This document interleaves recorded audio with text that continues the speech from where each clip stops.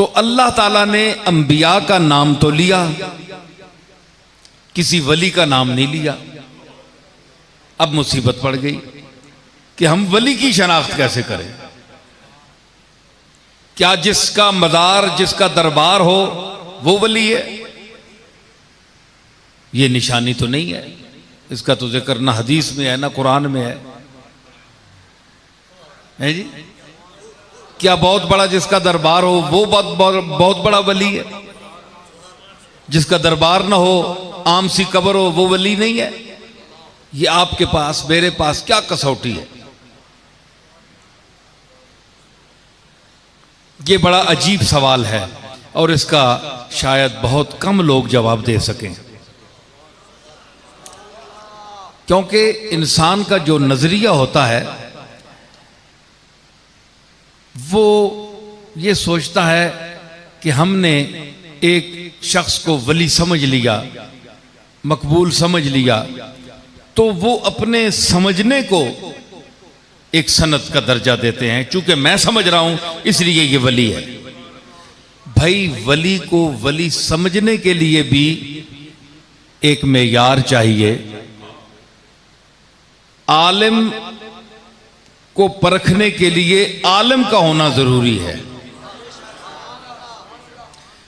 कारी साहब के परखने के लिए कारी का होना जरूरी है।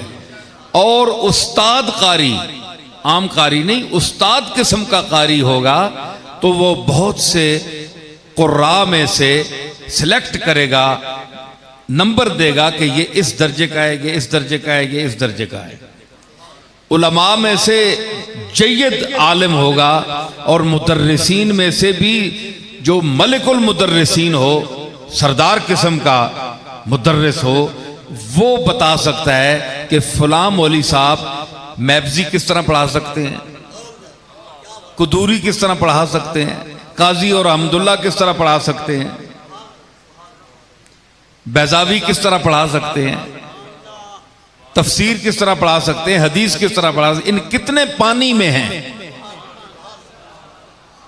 ये चोटी का जो आलिम होगा वो उलमा में फर्क करेगा, दर्जात बंदी, दर्जा बंदी करेगा। एक अनाड़ी आदमी को क्या पता, बोलते तो सब हैं, दो चार लफ्ज तो सभी बोल लेते हैं, लेकिन इल्म की कसौटी पर जब तोला जाएगा, परखा जाएगा, तो चंद एक आदमी निकलेंगे जो उसमें यार पर आएंगे। तो जो लोग अपनी तरफ से विलायत को साबित करते हैं कि फलां साहब बड़े वली हैं,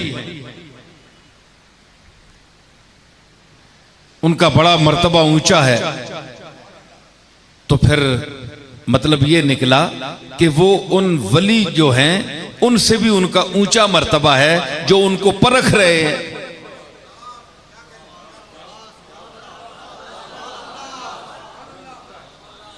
मेरी बात समझ रहे हैं? मेरी जरा गुफ्तगू और अंदाज की होती है ताकि कुछ मैं आपको दे कर जाऊं, ये मैं चाहता हूं।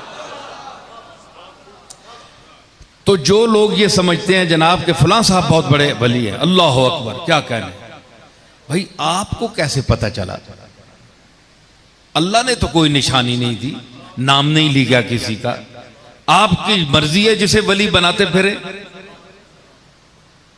और आपने अपने तरीकों से किसी को कोई मकाम दिया हुआ है, किसी को कोई मकाम दिया हुआ है, लेकिन अल्लाह ने जिनको मकाम दिया है वो कौन सा तबका है?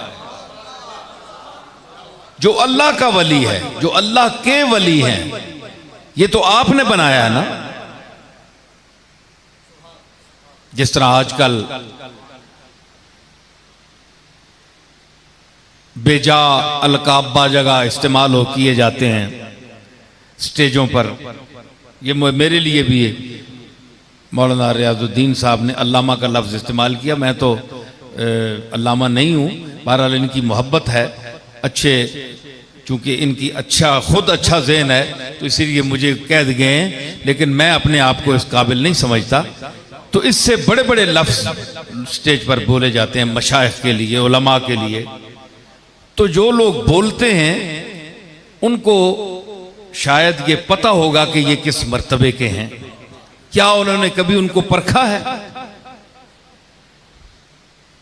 या बेदरेग अल्फाज अलकाब इस्तेमाल कर दिए जाते हैं?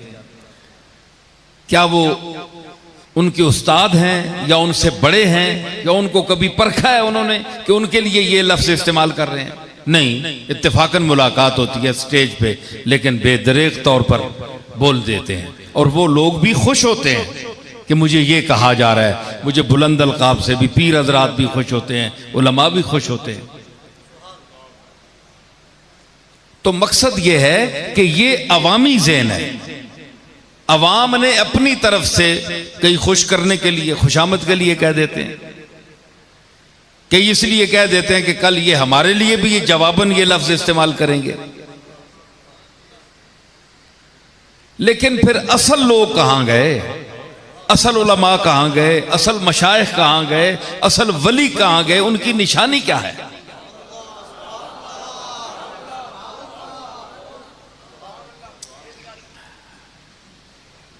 तो अल्लाह ने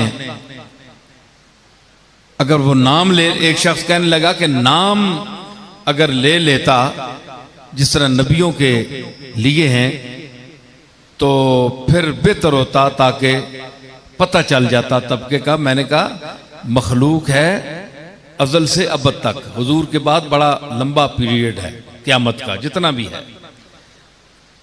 तो अंबिया अगर 1,24,000 कमो बेश है तादाद, तो ये तो करोड़ों में है औलिया अल्लाह।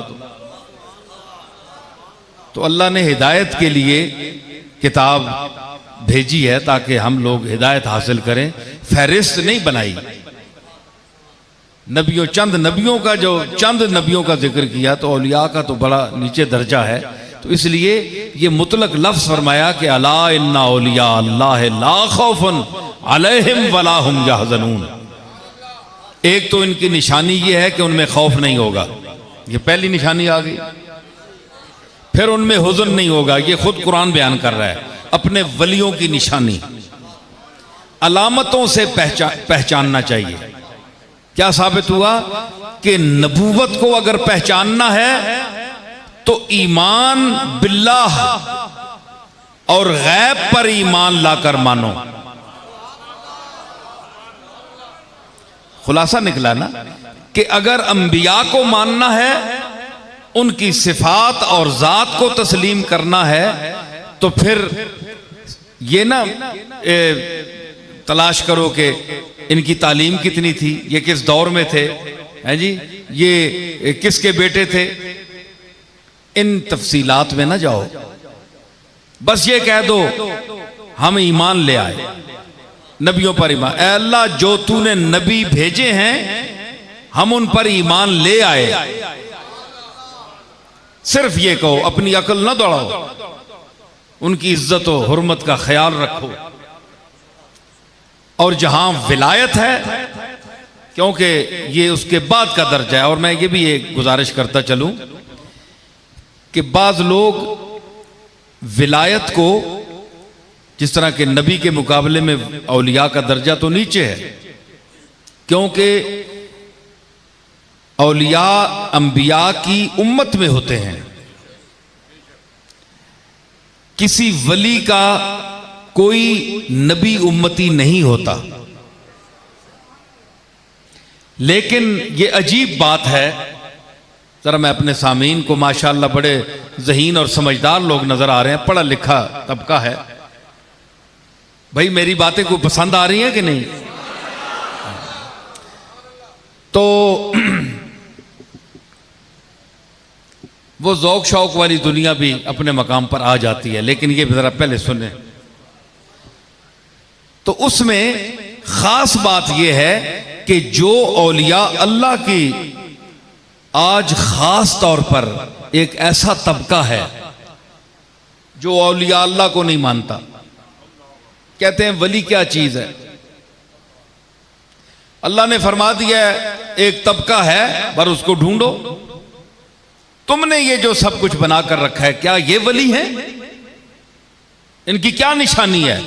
दाता साहब का दरबार बहुत बड़ा है, इनकी विलायत की क्या निशानी है? तुमने दौर देखा है? किसी ने नाम नहीं लिया, अल्लाह ने नाम लिया। तुमने इनको खुद इसमें विलायत में शामिल कर लिया है, अल्लाह की तरफ से तो नहीं है। ये मुख्तलिफ सवालात हैं, लोगों के ज़हन हैं। आज भी ऐसे लोग हैं जो लाहौर में 50, 60, 70 साल गुजार चुके, लेकिन उन्हें दाता साहब के दरबार में कब्र पर फातिहा पढ़ने की भी तौफीक नसीब न हुई। इसी वजह से कि इनके पास जाने से क्या फायदा। तो उन पर मैं वाजे करूं कि आप जिस मर्तबे को बहुत नीचा कर रहे हैं कि विलायत क्या है भाई, किसी की निशानी नहीं है, तो हम इनके पास क्यों जाएं, इनसे क्या मिलता है? आप जरा इस मेरी बात की तरफ तवज्जो करें कि वली का मायना होता है दोस्त। जिस तबका के हम मुकल्लफ हैं वो है तबका अंबिया। नबी का मर्तबा बिलाशुबा वली से ऊंचा है, लेकिन आपको याद रहना चाहिए कि नबूवत से पहले हर नबी मर्तबा विलायत पर फायज होता है।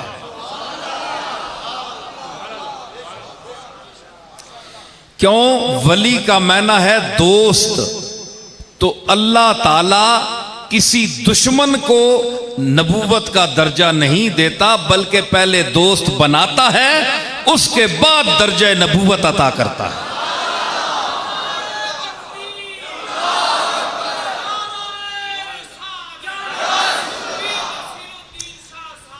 आप देखें, इसकी मैं मिसाल देता हूं। आप कहते हैं महबूब खुदा, हबीब खुदा, हबीब मैंने प्यारे, तो दोस्त प्यारा होता है ना। हुजूर के लिए जो हम लफ्ज बोलते हैं हबीब खुदा, महबूब खुदा, तो हबीब का माना प्यारा, तो प्यारा दुश्मन तो नहीं होता ना, प्यारा दोस्त होता है। तो इसमें भी दोस्त का मफहूम है, हबीब खुदा में भी दोस्त का मफहूम है। मोहब्बत की जाती है दोस्तों से। तो अंबिया जो हैं ये असल में ऐलान नबूवत से पहले अल्लाह के महबूब होते हैं, अल्लाह के दोस्त होते हैं, मर्तबा विलायत पर फायज होते हैं।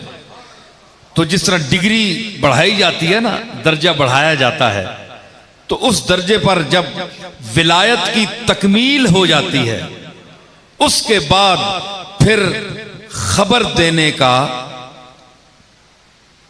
हुक्म दिया जाता है। नबौन मैंने खबर, नबी खबर देने वाला।